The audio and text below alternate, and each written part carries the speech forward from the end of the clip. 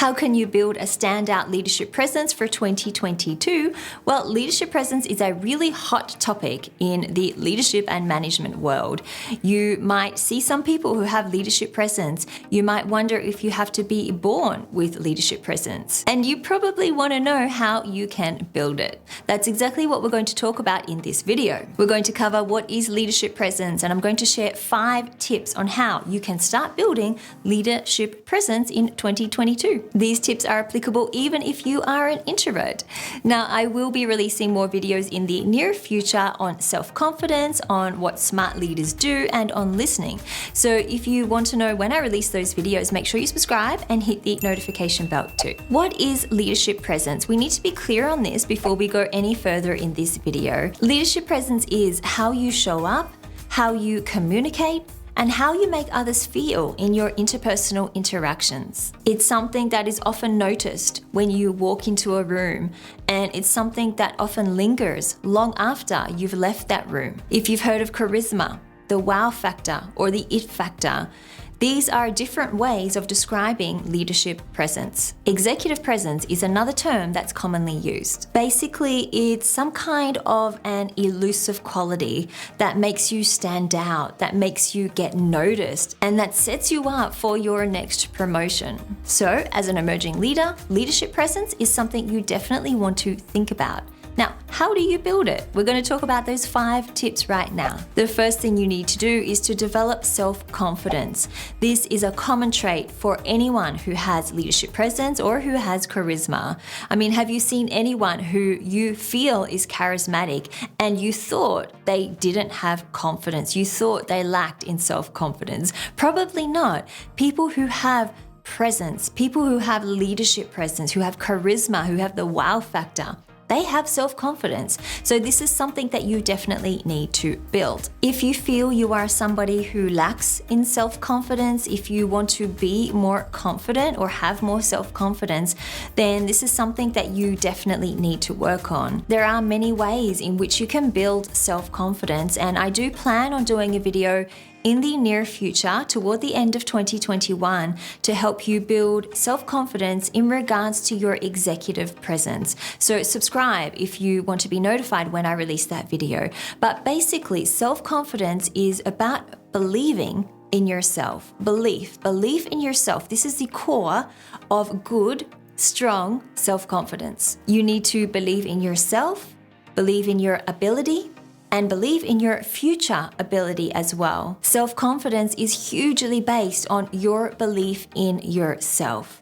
So if you want to develop leadership presence, self-confidence is definitely where you need to start. Number 2, get clear on the value that you bring. You bring value to your team. You bring value to your company. What is that value? Have you ever taken the time to think about the value that you bring? Have you ever taken the time to truly think about this?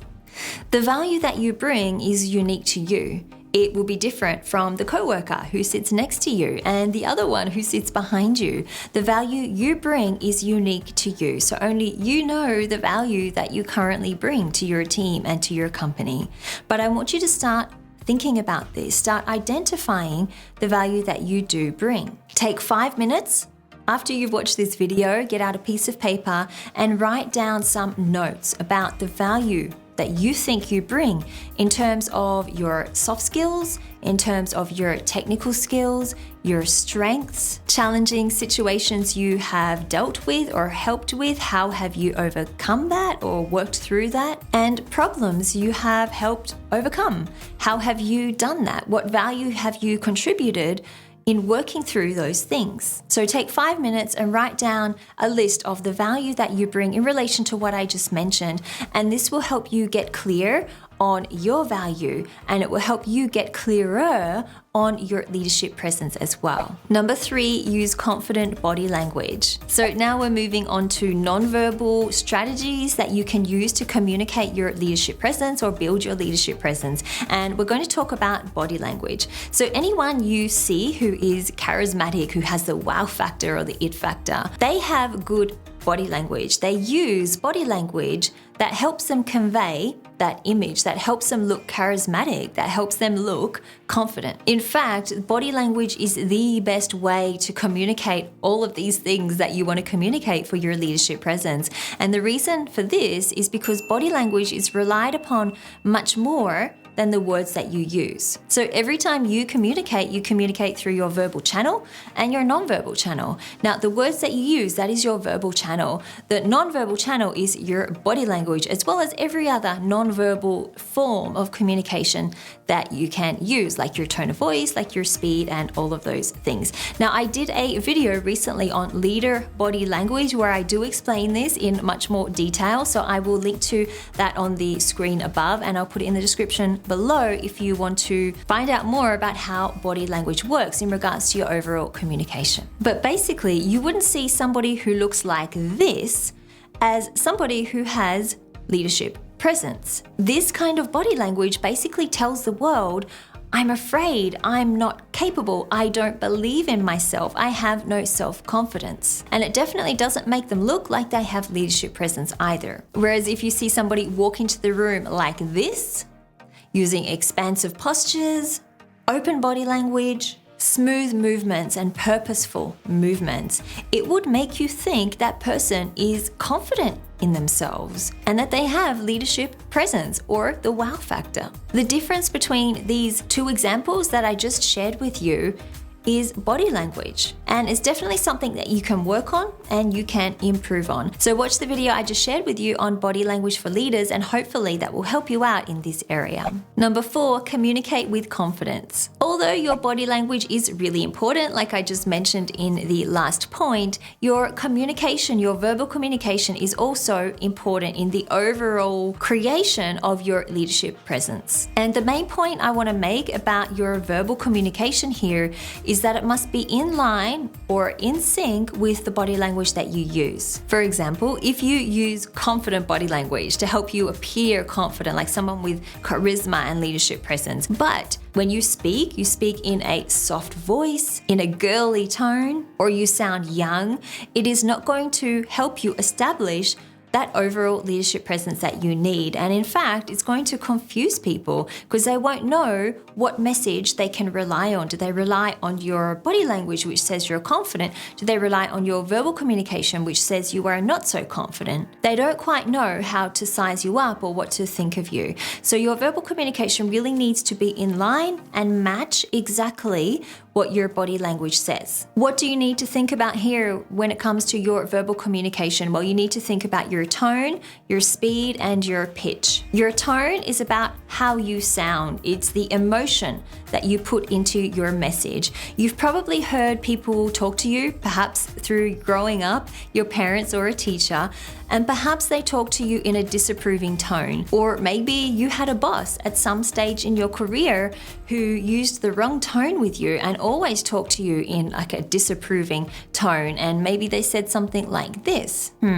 that's good, but this is how I would do the report. So the tone I used in this example is a disapproving tone. Maybe it's something you're familiar with. Maybe it's something you've heard at one stage in your life. But tone is a really important part of your overall communication. Speed is another area you need to think about. Speaking fast, really fast in the conversation can make you sound nervous.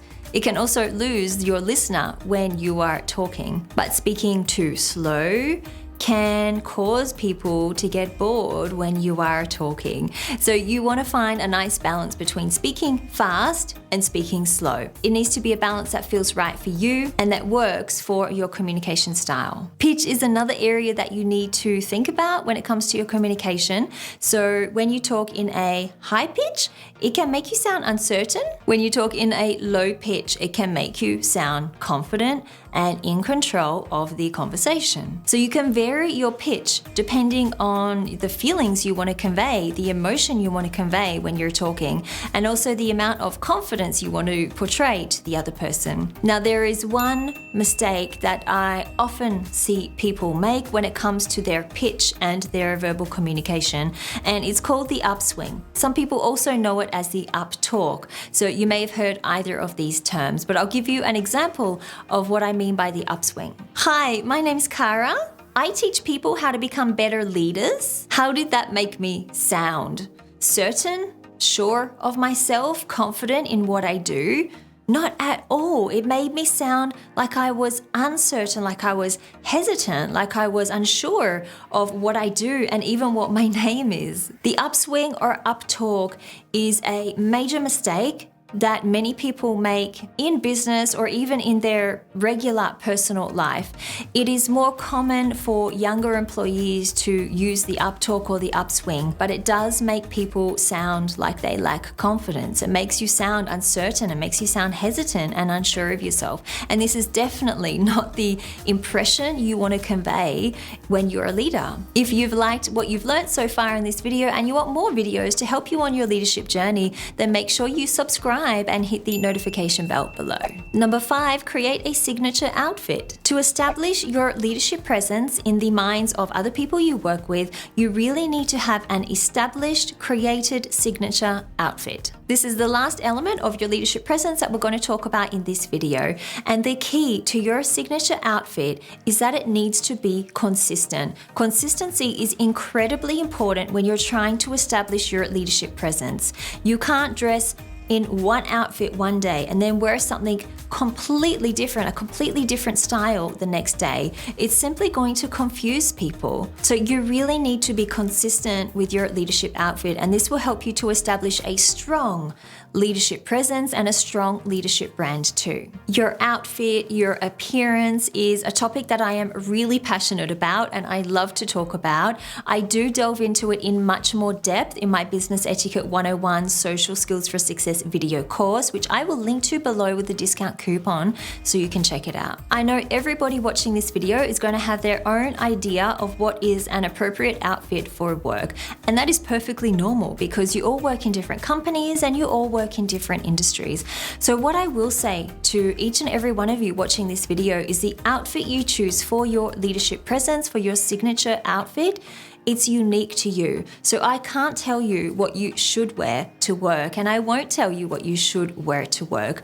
But what I do want you to understand is that the outfit must be unique to you. It must suit your industry. It must suit your personality as well. And it must be consistent. That really is the most important thing that you need to think about. The purpose of a leadership outfit or an outfit to create for your leadership presence is that it communicates exactly what you want others to think about you. It communicates the exact message you want other people to walk away with every time they have an interaction with you. So do you want people to think you are confident, trustworthy, energetic, creative, approachable, empathetic, friendly, authoritative, credible? There are so many choices in what you can convey with your outfit. And like I said, it really depends on you. It's very unique to you. So I'm not going to tell you what you should wear to work. But what I will suggest to you is this. Look at people you admire. If there's someone in your office at work or even someone you see walking down the street and you admire the way they look, chances are they're communicating the exact message that you want to communicate to other people. So if you admire the way they look, if you admire the way they dress, try to replicate it in your own way, of course, but try to replicate how they look and how they dress. And this will help you get one major step closer to creating a strong leadership presence. I understand it is incredibly important to look like a leader, and some of you may be wanting more tips on how you can look like a leader. So if that sounds like you, then you need to watch this video right now, where I will guide you through the process on how to look like a leader. Thanks so much for watching this video.